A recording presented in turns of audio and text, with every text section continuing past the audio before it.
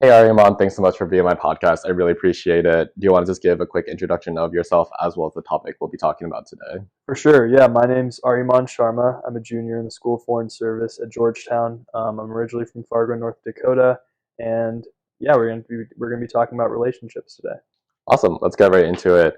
So for college, maybe you can start from the beginning, especially given that we were a special year graduating the year of 2020 and starting college in COVID. But I just want to paint a bit of a picture of how relationships started out for you when you started at Georgetown. Yeah, so for me, it was a bit tough because I was still back home all of my freshman year, and so my real only connection to Georgetown was just taking virtual classes. And I mean, you see the little boxes of people, you kind of familiarize yourselves with them, but beyond that, like hour and 15 minutes with the people you see every week, I didn't really have an outlet to speak with anyone or really get to know anyone. And so, really, my relationships my first year were all just my hometown friends. I would join class whenever I could. I would do my work whenever I could, and then aside from that, it was just being around my family and being around hometown friends. So, I mean, when I first came to Georgetown, I think this was fall of 2021. That was my first time really like interacting with people I wasn't always surrounded with for the first time, just because just never really had the opportunity. And so I think that break in between senior year of high school to sophomore year of college was kind of pivotal for me in that it was really going from this period of like introvertedness and just stalemate, like just staleness to just being around the same people all the time. Now kind of branching out a little bit, it was definitely a tough experience. Yeah, no, for sure. I think that first year was definitely a lot for all of us. I Mhm. was curious, like looking back on my experience, I feel like I agree with the classes and just having that hour 15 to not really like get to know people, but just learn. But I think a lot of clubs made an effort to not only continue on in a virtual way, but also continue to do social events on Zoom. Did Mhm. those ever appeal to you? Did you go to any, or did you feel like you wanted more so to just to wait until we got back on campus? Yeah, so I mean, I never did any social events because, frankly, I don't know whether it was just everything being online and I just didn't see the invites or whatever. But I was a part of one club on campus. I'm still a part of that club. We actually go to a school and teach a class every week. And so we had done that virtually, actually. That my freshman year, we had joined the class via like Microsoft Teams and taught a class that way. So it was still really fun. And then it was really nice actually being able to see the same students and teacher when we got back. Um, but yeah, I think for me, during my freshman year, um, I kind of like forgot how to converse with people a little bit, just because you're really just by yourself in COVID. And I mean, everyone has their COVID story. I mean, not to say that mine was any worse or better than anyone else's. But coming to campus, it was definitely a bit of an adjustment for sure. Yeah, yeah. So let's talk about that a bit. How did it feel to first come on campus, and where were the relationships like beginning to form once you came on campus? Yeah, so I mean, I have done quite a bit of moving around in my life. I was born in India, immigrated to the States when I was one, lived in Philly for 4 years, West Virginia for another four, and then the Dakotas now for, I think, around a decade. And so it was a little bit tough initially because I had kind of forgotten how to talk to East Coast people, had to adjust to the whole, like you being having the right of the way when you're walking as a pedestrian, like just the little social cues there. So it took a little bit of getting used to. Definitely not Fargo, North Dakota, or anything like that. But I eventually found my way. It's a really funny story. Actually, my current best friend. The way we met is my very first time eating in Leo's, which was the very first night I'd moved in. He had sat down next to me, and we both had Instagram at the time. And he had followed me over the summer. I didn't know who he was, but then when he sat down, I was like, "Oh, I know this kid." Like we followed each other on Instagram. So we really hit it off. We talked about basketball, and we're like, "Hey, like tomorrow morning, let's go to Yates Fieldhouse and like play basketball." So we did that, and the very first play when we played one on one, I tore my ACL, and he kind of just helped me like back to my room, and since then we've just been friends. So I think that was like I think it really showed his character in that he barely knew me, but he was still such a loving, supportive guy and helping me back to my room. But no, it's just crazy to see that like we're still friends up until this Yeah, well, I did not know a lot of that, and day. that's crazy that on like the first play that happened. That's so No, literally, yeah, unfortunate. straight up, yeah. Wow. And then also coming back on campus, like going in back into in-person classes as well as like the clubs you were a part of? What was that transition like? Dude, it was so weird. It was really weird. I think I definitely tried to put myself in a lot of things initially just to kind of get a feel for it all, and I didn't really know what exactly it was that I wanted to do or what my interests were. And so I think eventually I found my niche. There's like a few clubs on campus that I really have become very involved with, and I have amazing friend groups now in those circles. A lot of my friends, we kind of just get together now. Like we'll have our quote unquote meetings, but we make those meetings just like chill time where we just discuss these topics we have to get out of the way, but like usually around food. Or like the other day, my friends and I, we went to T Suites and just had like a milkshake together, but discussed like the meeting topics. It was just, we try to make it fun. And I think for me, it's taught me that like, although we have our meetings, although we have our, all of our cool initiatives we all want to get done. Um, Before you can do any of that and work as a team, I feel like you just need to be friends with each other. Like the more boring it is, the more stale it is, where you just meet every Sunday. You don't try to get to know the other person outside of that. You're not going to really enjoy the experience. And so now, anytime I have like a leadership position, I don't even try to meet with them first. I try to just have fun with them and be friends with them. So, yeah. Yeah, is that something that you felt like you knew going into Georgetown, or is it something you saw that might have been lacking when you went to certain meetings or certain organizations and it was like an idea that you wanted to more so bring to life? Like, I was just curious if it's something that's been developing or has been developed already. Yeah, I mean, I think it was a mix of both. Initially, when I came, I kind of expected everyone to be kind of robotic. Like, I feel like we all like had our college admissions like story as to what we expected where we went. And for me, I was like, I mean, knowing Georgetown's an amazing university, I thought there was gonna be so many robots everywhere, if you know what I mean. So I was like, well, I'm kind of like, I was kind of just scared initially, to be quite honest with you, as to how everyone would be. But I think going back to the other point too, an experience. Obviously, as a freshman, you're not going to be like president of some organization, and so you're kind of there to just experience how the leader at that time kind of treats you.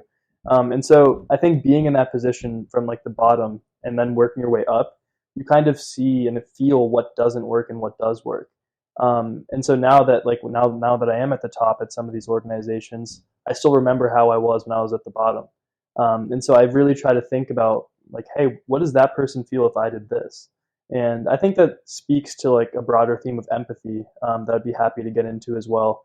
But I try to be as empathetic as I can as well. Right, right. No, for sure. And also, I was curious, like, as you were going from freshman to sophomore year, which obviously it included a physical transition as well, but also sophomore to junior year, how do you feel like you've managed to like deepen relationships and continue to build on them as you get to know people for longer? Yeah, no, dude, that was tough. So like I remember my first week, sophomore year of college, I like was just crying every day. To be honest, like I missed my family, I missed my friends so much because that's what I've been around for so long, especially the first year of college too. So to just be put like halfway across the country into a new spot when you don't know anyone, it was like such a scary moment where I felt so lonely. And to be quite honest with you, it wasn't a quick transition to where I just had friends just like that. It took a while, and I don't really know what formula I used to eventually get friends. And I kind of like that about it actually too.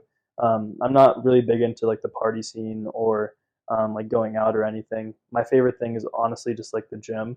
I just love going to the gym, and I found a lot of my friends there. Coincidentally, just like usually when you go to the gym, there's always like the same crowd at the same time if you go. So I have my little gym fam. But then also, like I mean, as we discussed previously, like we have our little organizations, clubs on campus, and naturally, as I learned that hey, you got to have fun with them too, as opposed to just always conducting business. I think that helped me also kind of develop and cultivate those relationships. So yeah. Right.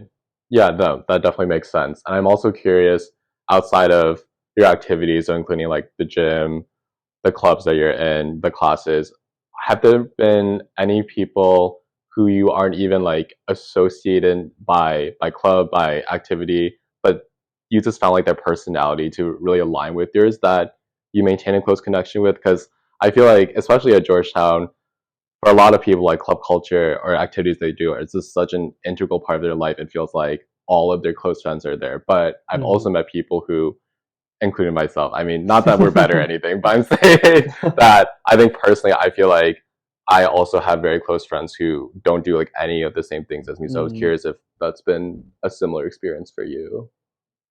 That's a really good question. Definitely super fair. Honestly, no. Now that I think of it, I Fair. really do have just something in common with everyone. I have like my basketball buddies, my study buddies, my going on a hike, just went on a hike today buddies. So I don't think I necessarily just get along with anyone like that are just completely different with me. I will say like kind of going to like the professional slash like professor route a little bit. This past fall, I had a class called Beyond Headlines. It was like a journalism class, but it was also about like really trying to build empathy and like humanize the Middle East.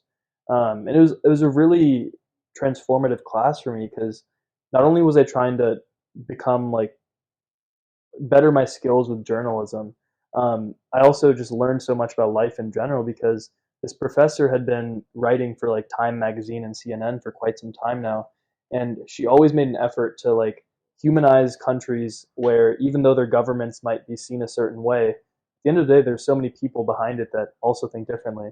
And to put it in our perspective, like if I was defined by the former president of the United States, I personally would dislike that too. So for me, it's like, whoa, like holy moly, these people aren't terrible people. They're not terrorists. They're not all these terrible things people, all these terrible and false things people say about them. They're people just like us at the end of the day. And so I actually work for her now, and as an editorial assistant.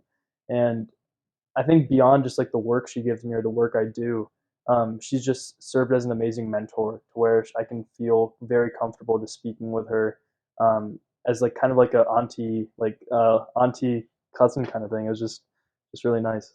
Yeah, and I think a lot of Georgetown students come in wanting that type of relationship, especially with professors. So for students who might feel like they don't know exactly how to do that or achieve it, like what would your advice and experience be on how to build that relationship with professors in order to eventually get to that level? Yeah, I mean that's such an important question. For me, I think the answer is pretty clear.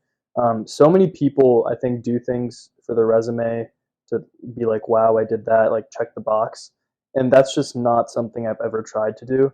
Um, the only reason I'm like so like close with her is because I wanted to be, and I felt like she really does embody something like that I resonate with and want to learn from.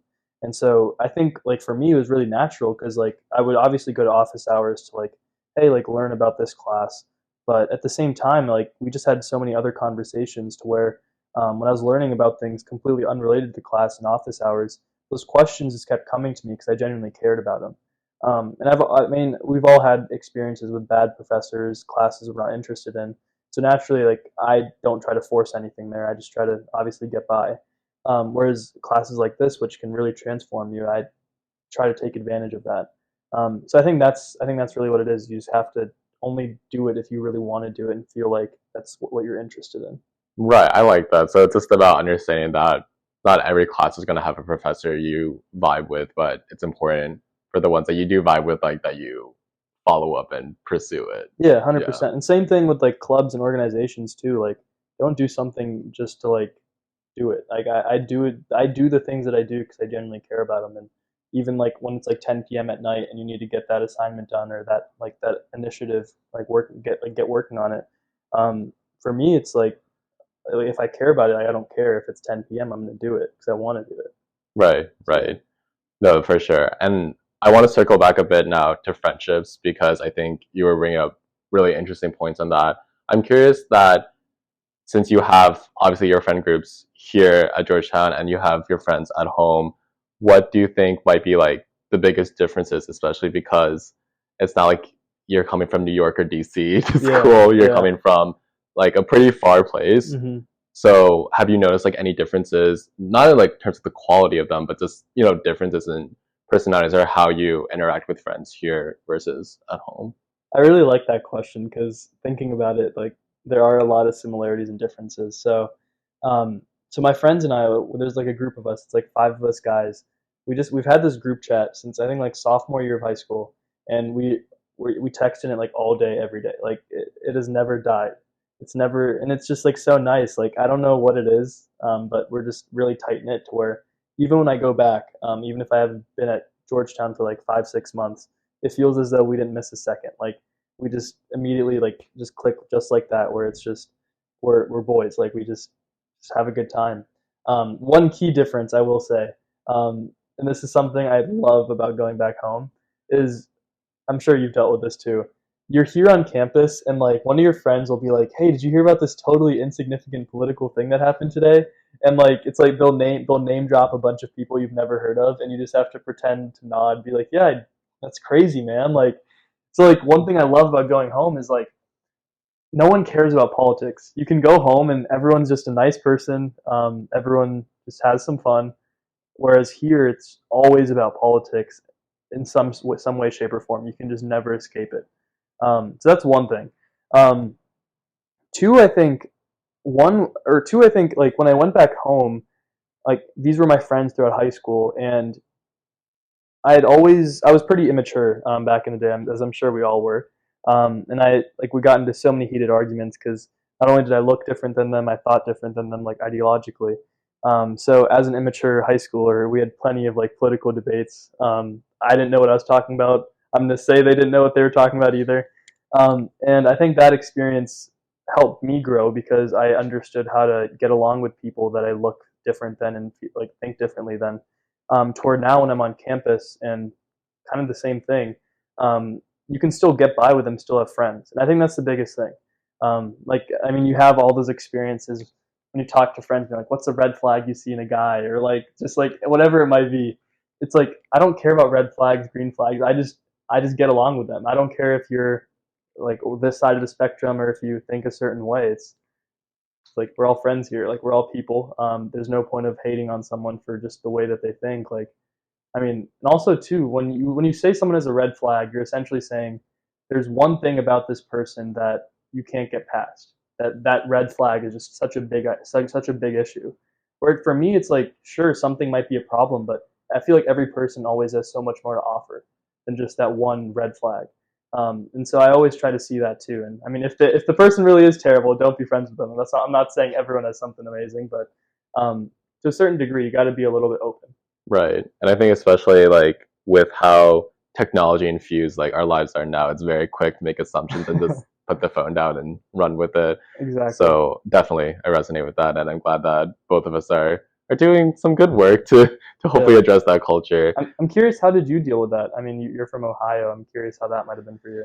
Yeah, I think the suburb I was in growing up, like in Cleveland, it is pretty well populated with Asians, so I think it felt a bit different. But for high school, I had gone to the same public school like K through 8, but then I went to a smaller private school for high school, and that's where the demographics definitely heavily shifted in one way, where I felt like I could like just count on my fingers the number of like East Asians there were in Yeah. my grade, even though it was like obviously a smaller population total because of a private school. And I think that just made, I think what you're talking about in high school when you just realize that you have these like differences with other people. And I think for everyone, it just takes time to grapple with that and understand that differences, like pointing out differences usually is a good thing, but sometimes like can actually harm relationships as well. Just Hmm. depends on the context. And I think that's a very Yeah. tricky line to walk.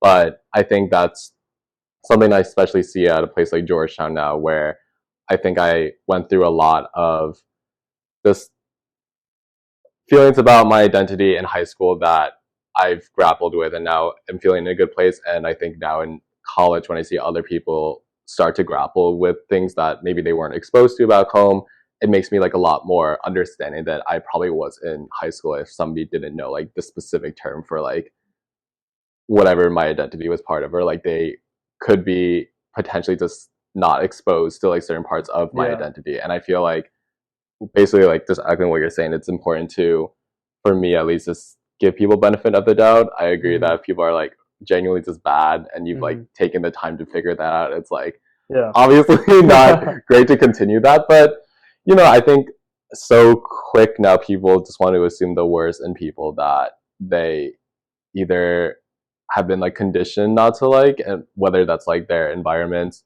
or they just like have that implicit bias, which we all do, which Yeah. we had an event about a few weeks ago.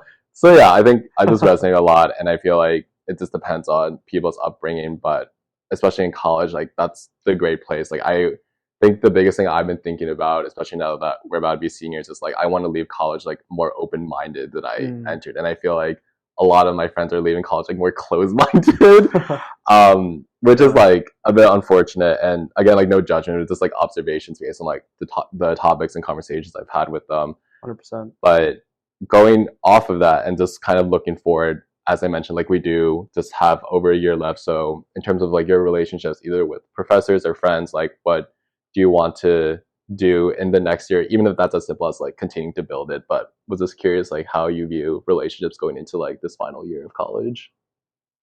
Yeah, I mean, I hadn't really thought about that. Kind of putting me on the spot here, but it's a good thing to think about. I mean, I think professionally, you always have like those handful of professors where it's like they not only appreciate you, but you appreciate them.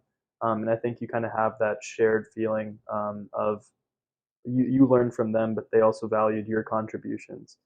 So I think staying in touch with them is always great. I mean, one strategy I've employed actually with people that really meant a lot to me professionally or um, in school was I kind of just follow up every once in a while, just like maybe every 3 to 6 months. I'll just send like an email, not only asking how they are, what they've been up to, but just also sharing some personal accomplishments or like ideas that I've been kind of just like grappling with. I mean, we all have like personal relations with them, so make it as personalized as you want. But like actually, I think it was a few months back now, but I had reached out to this 11th grade teacher I had in high school.